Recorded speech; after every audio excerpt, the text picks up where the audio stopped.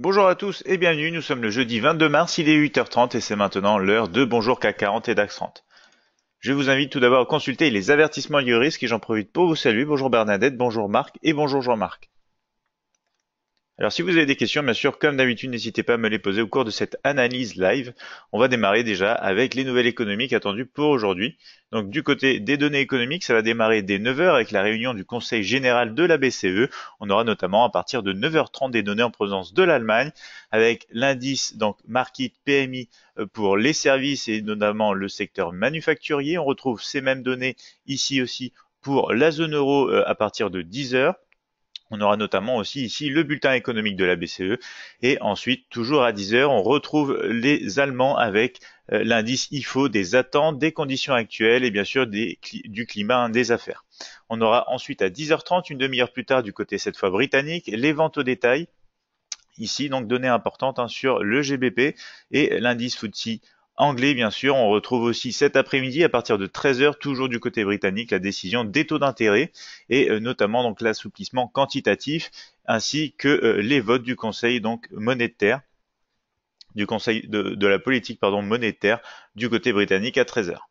Donc ici, on aura ensuite à 14h45 du côté des États-Unis, aussi l'indice market PMI en fait qu'on retrouve tout au long de la journée, mais cette fois donc du côté américain sur les services, le secteur manufacturier ici à 14h45 et on finit la journée toujours du côté des États-Unis à 16h avec donc l'indice de la fabrication du Kansas, donc de la fête du Kansas. On aura aussi donc un discours de la BOE de retour du côté britannique avec Ramsden et on finit la journée à 17h45 avec la Banque du Canada pour un discours de Winkins. Donc beaucoup de données aujourd'hui à surveiller bien sûr le calendrier économique et on va passer au support et résistance de la journée. Alors on démarre avec le CAC 40 CFD pour les indices européens, un support actuellement aux 5200, 5160 et 5100, des résistances qui démarrent donc à partir des 5250, 5300, 5340. Pour le DAX 30 CFD, le premier soutien est actuellement présent aux 12 220, 12 100 et 12 000 niveaux clés, résistance et obstacle à la hausse à partir ici des 12 345, 12 450 et 12 555. On passe au marché américain avec le Dow Jones 30 CFD pour un premier support aux 24 680, 24 500 et 24 250, des résistances à partir des 24 865, 25 100 et 25 350. Pour le Nasdaq 100 CFD, on va retrouver des supports à partir des 6 850, suivis des 6 765 ainsi que des 6 690. Quant aux obstacles à la hausse, ici les résistances démarrent sur les 6 930, le niveau clé des 7000 et ensuite les 7045. On passe aux matières premières avec le Gold CFD pour l'or et un premier support aux 1325, 1320, 1315, des résistances à partir de la zone des 1330, 1332, suivi des 1336 et bien sûr des 1340. On retrouve le pétrole notamment avec le WTI CFD et ici, des supports sur les 64,80, 64 niveaux clés, 63,25. Donc un marché, vous allez voir, en nette hausse avec des résistances à partir maintenant des 65,25, 66,30 et 67 niveaux clés et psychologiques. On regardera aussi bien sûr le marché Forex avec la paire Euro-USD CFD pour un soutien actuellement au plus proche des 1,2330, 1,23 niveau clé, niveau psychologique, ainsi que les 1,2265, des résistances et obstacles à la hausse à partir des 1,2380, 1,2430 et 1,2480. Pour la livre sterling, justement à surveiller aujourd'hui, le GBP USD CFD, des supports actuellement présents au 1,4130, 1,4065 et 1,3985, tandis que les résistances et les obstacles à la hausse se retrouvent sur les 1,4220, 1,43 et 1,4380. On verra enfin la crypto-monnaie du jour, ce sera la crypto-monnaie Monero XMR USD CFD pour un support actuel aux 200, 150, 105 et des résistances à partir des 220, 250 et 285. On passe bien sûr à l'analyse graphique MT5 dès maintenant. Donc on retrouve ici la plateforme de trading Admiral Markets MetaTrader 5, le mini terminal ici qui nous indique déjà sur ce graphique CAC 40 H4 une tendance baissière, un momentum et une force négative. Vous allez voir ici qu'on est en rebond donc depuis cette zone de structure suite à la cassure donc de ce triangle d'indécision à la baisse comme ceci. On va rapidement passer sur un graphique M30 pour retrouver plus de structure et notamment des niveaux de support et de résistance. Hier, c'était le scénario donc envisagé en cas de cassure de cette oblique, scénario baissier en direction justement des 5200, niveau de support. Donc on est en train de réaliser ici ce scénario après un retest ici donc de la résistance, un autre retest sur un pic assez rapide ici pour ensuite rebondir et partir à la baisse. Donc le scénario aussi n'a pas réellement été ici débloqué et validé. Donc on reste sur ce même type de scénario, hein. On repasserait uniquement à la hausse au-dessus de cette zone importante de résistance des 5250. Pour l'instant, on se dirige vers le support des 5200 dans la continuité du scénario baissier attendu hier en cas de passation donc du niveau clé. On va maintenant passer d'un graphique M30 baissier déjà, comme vous le voyez, avec un momentum et une force négative, des moyennes mobiles aussi à la baisse, à un graphique M5 pour avoir un peu plus de détails. On va rajouter les derniers points haut et bas. Et on va voir justement que on est déjà en train de passer le niveau des 5200 à la baisse, hein, vous le voyez depuis ce rebond ici, en accord avec le nuage des moyennes mobiles. La tendance ici aussi est à la baisse et pour l'instant donc on se dirige, comme vous l'avez vu, sur les 5200. On est même en train de casser les derniers points bas, donc tout indique une poursuite au moins jusqu'aux 5200. Après, il faudra patienter, voir si on arrive à casser ce support pour poursuivre à la baisse dans le cadre de la tendance de fond bien sûr, ou si on rebondit et qu'on consolide un petit peu, donc entre cette zone ici comme ceci avec les 5220 et 5200, donc un range ici de 20 points qui pourrait s'établir. Et si jamais on casse, bien sûr, poursuite dans le cadre de la tendance de fond sur le CAC 40 pour aujourd'hui. Du côté du DAX 30, on est aussi en tendance baissière ici, le momentum est légèrement positif sur ce graphique journalier et on a une force aussi positive. On rebondit une fois de plus donc ici contre l'oblique baissière sous le niveau clé et psychologique des 12 450 et depuis le nuage des moyennes mobiles. Vous voyez bien ici, si on zoome un petit peu, le nuage des moyennes mobiles est toujours en configuration baissière. On a d'ailleurs une pente qui redémarre à la baisse ici avec un rejet pour l'instant une fois de plus du nuage, même si on est en légère consolidation. On va regarder ça en détail bien sûr sur un graphique horaire. Alors le graphique horaire nous indique le scénario aussi baissier d'hier qui a été validé. On a même touché ici en revanche les 12 220. Donc une première fois ici, on est en train de retester même ce support. Donc on va actualiser nos scénarios. Scénario baissier bien sûr en cas de poursuite sous ce niveau. Scénario haussier si jamais on rebondit depuis ce niveau en direction de la résistance et notamment de cette oblique pour un nouveau test. Mais ici, on aura donc plus de chances si on casse bien sûr à la baisse pour une poursuite du scénario baissier en fait et une poursuite de la baisse en direction du niveau clé support des 12 100 ici. Vous voyez, on est en train de casser cette zone de consolidation. Donc, on peut partir à la baisse au cours de la journée. On va peut-être voir ça d'ailleurs ensemble cet après-midi au cours de notre séance de trading en direct à partir de 15h20. Donc ici, scénario baissier, la tendance est à la baisse, le momentum négatif et la force négative aussi. On va passer en graphique M15, on va notamment mettre les derniers points haut et bas et vous voyez que on a rebondi à la baisse depuis le niveau de structure intermédiaire de résistance des 12 290. On casse même ici les derniers points bas. Donc on a testé, enfin on est en train de tester justement les 12 220. Ce qui va se passer, c'est quelque chose d'intéressant. Si on casse sous ce niveau, si on repart à la hausse, attention, potentielle zone de range ici, comme ceci, entre ces deux niveaux clés. Mais pour l'instant, on aimerait bien sûr voir cet après-midi une cassure à la baisse pour continuer la tendance de fond sur le DAX 30, un peu comme sur le CAC 40. On va justement passer au marché américain avec le Dow Jones 30 ici en cassure baissière du triangle d'indécision. On voit aussi des moyennes mobiles qui sont croisées maintenant depuis plusieurs jours à la baisse. On a un rejet sur cette bougie journalière. Alors on va agrandir pour voir un petit peu ça. Voilà, on a un rejet sur cette bougie journalière à la baisse. Donc un signe intéressant pour une poursuite de la tendance. Ici justement le mini terminal nous indique une tendance baissière, un momentum positif, une force négative. On va passer en graphique horaire pour retrouver les niveaux de structure. On est en train de casser d'ailleurs ici, d'ici une vingtaine de minutes, si on clôture sous ce niveau, on aura cassé donc les 24 680 niveaux de support qui deviendra alors niveau de résistance. On retrouve les scénarios d'hier. Donc si on cassait ici à la baisse, on pouvait se rejoindre, enfin on pouvait revenir tester en fait ce support. C'est ce qui s'est passé. Le scénario aussi a pu se déclencher avec un test ensuite de la résistance des 24 865 ici, sur lesquels justement on s'est arrêté. On est revenu rebondir à la baisse, tester une fois de plus le support et maintenant on est en train d'essayer de casser le support. Donc on va pouvoir enlever ici cette figure de consolidation, actualiser nos scénarios, donc toujours scénario haussier uniquement si on est au-dessus ici des 24 680, scénario baissier en train de peut-être se réaliser justement avec la cassure ici des 24 680 direction le support inférieur des 24 500 dans le cadre d'une tendance baissière, momentum négatif, force négative ici sur ce graphique du Dow Jones 30 en graphique horaire qu'on retrouve bien sûr cet après-midi aussi. On passe maintenant au Nasdaq 100, graphique journalier, retracement toujours plus profond dans le nuage des moyennes mobiles ici, sous le niveau clé de structure des 7000 et bien sûr niveau psychologique. La tendance de fond est encore intacte. Ici, on a tendance haussière. Vous voyez bien qu'on n'a toujours pas violé ici ces derniers points bas, donc pour l'instant c'est juste un mouvement de retracement dans le cadre d'une tendance de hausse attendue en poursuite bien sûr vers déjà les 7000, mais on va voir en détail ce qui se passe sur le graphique horaire bien évidemment. Ici on est justement en graphique horaire en train de casser le niveau de support des 6850, donc ici on suit les marchés européens et notamment le Dow Jones 30, puisqu'on est en train de casser, comme vous le voyez ici en fait, cette zone, hein, et on est en train de passer donc sous les 6850 qui deviendront résistance d'ici une vingtaine de minutes si jamais on clôture en dessous. Alors on va actualiser bien sûr nos scénarios. Scénario haussier uniquement au-dessus du support qui deviendrait peut-être alors résistance des 6850. Scénario baissier en train peut-être de se réaliser en direction du support inférieur avec les 6765 ici sur le Nasdaq 100 pardon, qu'on va retrouver bien sûr cet après-midi. On est déjà en train de casser bien sûr les derniers points bas et on consolide, enfin on concrétise pardon cette cassure sous le niveau pour l'instant des 6850. Donc un ton plutôt baissier, comme vous le voyez, hein, sur les indices à la fois américains et à la fois européens. Michel nous dit pourquoi faut-il attendre 9 heures pour valider la cassure des 24 680 sur le Dow Jones 30, merci.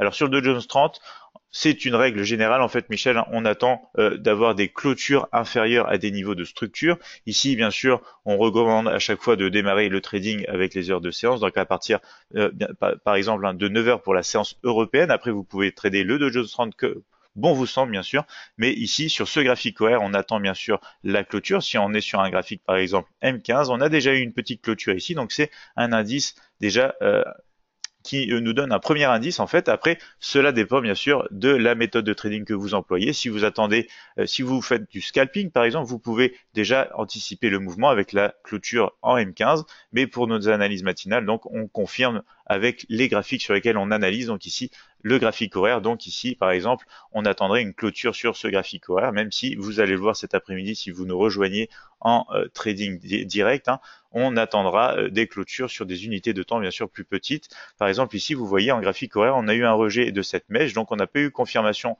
en dessous même si on l'aurait eu sur des unités de temps plus petites. Donc ici vu que c'est une analyse pour la journée, on utilise des unités de temps plus larges. Voilà, j'espère avoir répondu à votre question Michel. On va continuer l'analyse et on va donc passer ici au marché des matières premières avec le Gold CFD, le graphique ici donc de l'or. Vous le voyez, on a rebondi sur le support des 1310. On a aussi cassé ici cette oblique baissière avec un test, deux tests, trois tests qui étaient validés. Donc maintenant, on l'a cassé. On a même cassé ici les moyennes mobiles exponentielles 20 et 50 journalières.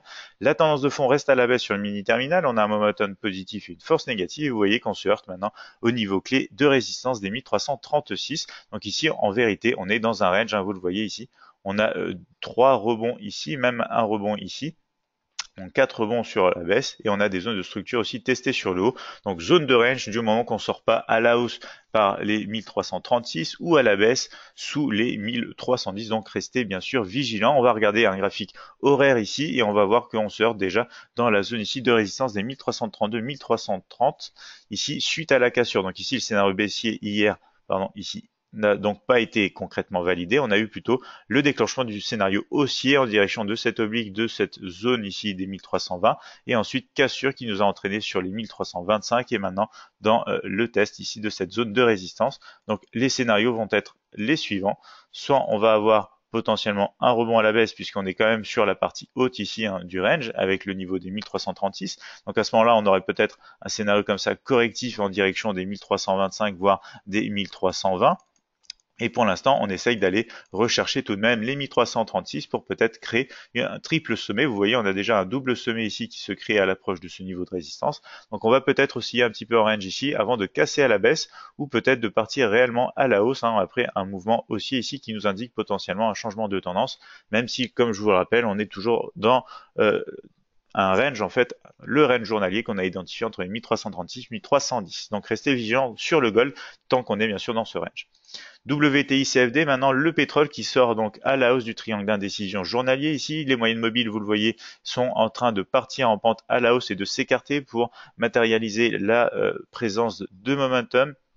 On a une force ici positive et une tendance aussi positive. On va passer en graphique horaire. On a cassé plusieurs niveaux de structure, hein, comme vous le retrouvez ici, ici et ici, et même ici. Donc les scénarios d'hier, c'est plutôt le scénario haussier qui a été validé, et bien sûr, on a dépassé, comme vous le voyez, les niveaux. Donc on va actualiser nos scénarios. On aura un scénario plutôt haussier si on arrive à casser cette résistance. Voilà, cette résistance ici des 65,25. On aura un scénario plutôt baissier si on repasse sous ici ce niveau des 64,80, on aura potentiellement un trading de range entre ces deux zones. Donc c'est pour ça qu'on attend confirmation en dessous ou au-dessus. Vous voyez bien la tendance de fond à la hausse, donc on aimerait bien sûr une confirmation du côté des acheteurs plutôt pour poursuivre et profiter de la tendance de fond ici sur ce graphique horaire qui est déjà à la hausse, un momentum et une force positive. Après, en revanche, hein, après un mouvement ainsi, on pourrait avoir donc de la consolidation, un mouvement de retracement un petit peu vers des zones plus importantes pour ensuite anticiper le départ et le renouvellement de cette tendance. Donc c'est pour ça qu'on a toujours un scénario haussier et baissier à mettre en place en fait pour répondre tout simplement à ce qui se passe sur le marché en temps réel.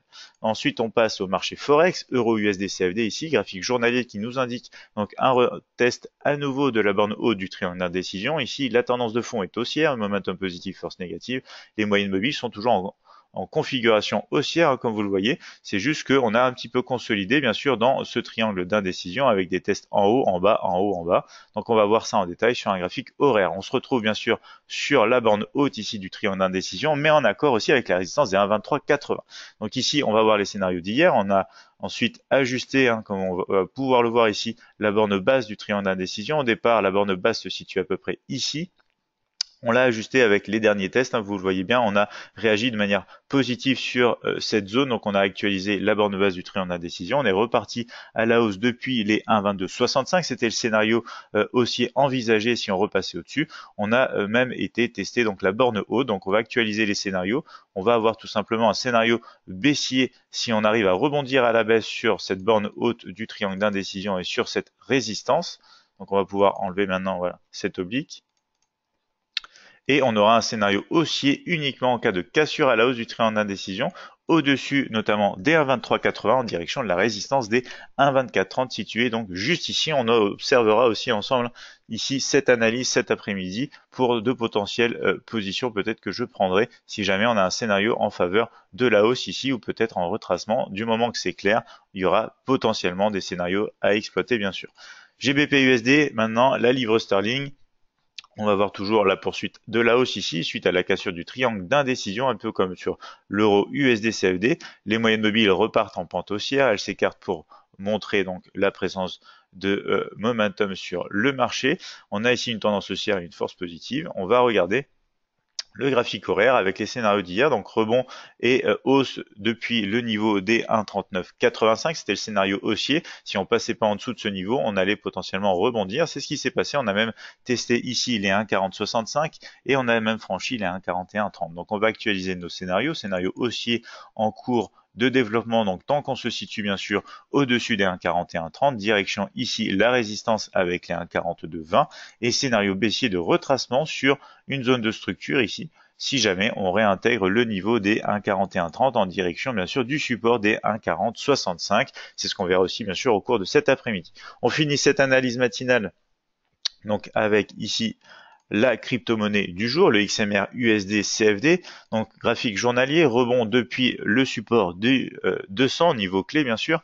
On va voir plus en détail, mais la tendance de fond reste quand même à la baisse. On a un momentum négatif, une force positive, les moyennes mobiles sont ici en configuration journalière baissière. On va quand même regarder ce qui se passe en graphique H4. En graphique H4, on a justement la formation ici d'un triangle d'indécision avec la borne haute ici, une petite borne basse ici et autour du niveau de résistance des 220. Pour l'instant, on est situé sous ce niveau de résistance, donc on va plutôt tester la borne basse ici de ce triangle d'indécision. On va actualiser nos scénarios parce que hier, on avait eu un léger rebond depuis cette résistance, mais en fin de compte, on l'a cassé, on est revenu osciller un petit peu autour ici, donc consolidation. On va pouvoir ensuite avoir donc un scénario toujours haussier en cas de cassure de la borne haute du triangle d'indécision et d'une passation de la résistance des 220 en direction la résistance des 250. Le graphique H4 ici est déjà en hausse et on va voir justement ici potentiel ici baisse en fait, mais on va la réajuster, on va la mettre uniquement sous les 200 puisque ici on pourrait être dans une zone de range comme on l'a vu ici un petit peu dans le passé. Donc voici le scénario haussier uniquement au-dessus des 220, scénario baissier uniquement en dessous des 200 en cas de cassure du triangle d'indécision. On va passer d'un graphique H4 qui est en tendance haussière à un graphique horaire qui est passé à la baisse. Ici on est en train d'aller essayer de tester la borne basse du triangle d'indécision. Si on met les derniers points haut et bas, vous le voyez, hein, si on a une cassure ici des derniers points bas du triangle d'indécision à la baisse, on ira chercher très potentiellement ici le niveau des 200 et on attendra une cassure pour poursuivre à la baisse. En revanche, si on part à la hausse, on a bien sûr le scénario haussier en direction des 250 à attendre. On va regarder rapidement ce qui se passe sur l'Ethereum qu'on a étudié hier. Donc l'Ethereum en graphique H4 ici, on est sorti du canal baissier, même si on essaye ici de tester vraiment le support des 560 et peut-être réintégrer à la baisse. Donc les scénarios restent les mêmes, possibilité de baisse sous ce niveau, possibilité de hausse avec la cassure de la borne haute du canal baissier ici H4 pour aller rechercher la résistance des 670 sur le THUSD-CAD. Le Bitcoin ici, on est toujours en train tranquillement d'avancer à la hausse, même si on stagne un petit peu sur les derniers points hauts, mais pour l'instant, donc, on a toujours le scénario haussier qui est favorisé suite à la cassure de ce triangle d'indécision. Le BCH USD, le Bitcoin Cash, c'est un petit peu pareil, sauf que ici, on est en train de réaliser un point haut un petit peu inférieur au point haut précédent. Donc, on est peut-être en train de consolider un petit peu avant d'avoir une poursuite du scénario suite à la cassure, donc ici, de cette oblique et en rebond ici du support important des 900.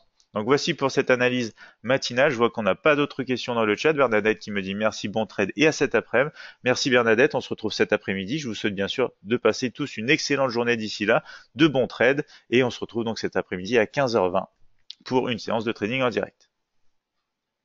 Jean-Marc qui me dit merci à vous Jean-Marc, à cet après-midi.